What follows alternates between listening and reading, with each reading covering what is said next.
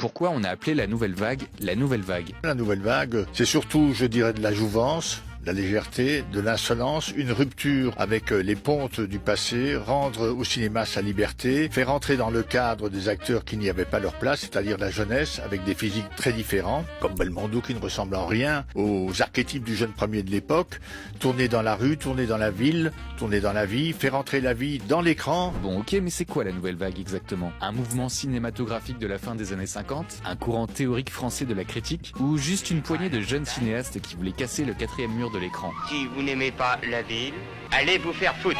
Cette expression déjà, elle vient d'où?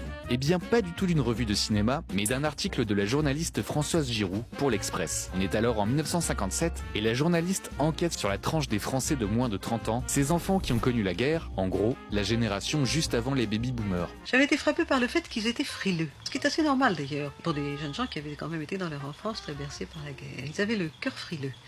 Et d'autre part, ils étaient très très privés encore matériellement. Ils avaient encore un appétit de biens matériels, de transistors, d'appareils de photo.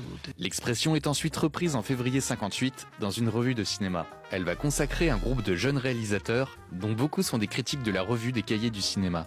Leur ambition?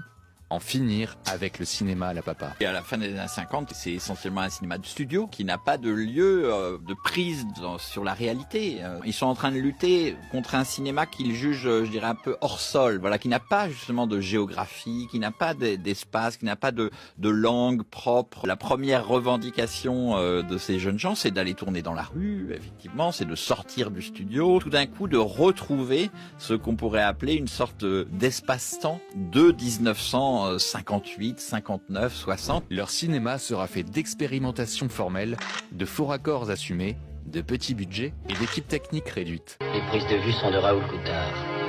Ils veulent en finir avec les films de scénaristes et redonner le pouvoir aux réalisateurs qui déambulent, caméra à la main. Un cinéma qui ne parle pas du passé, qui ne parle pas de politique, simplement de son époque. On va considérer que ce cinéma, il est désengagé, qu'il est plutôt à droite, parce que justement, ils veulent pas parler de cette histoire-là, ils veulent parler des corps, des habits, des voitures, du moment. Des cafés, des brasseries, des restaurants, de la vie. Qu'est-ce que c'est dégueulasse?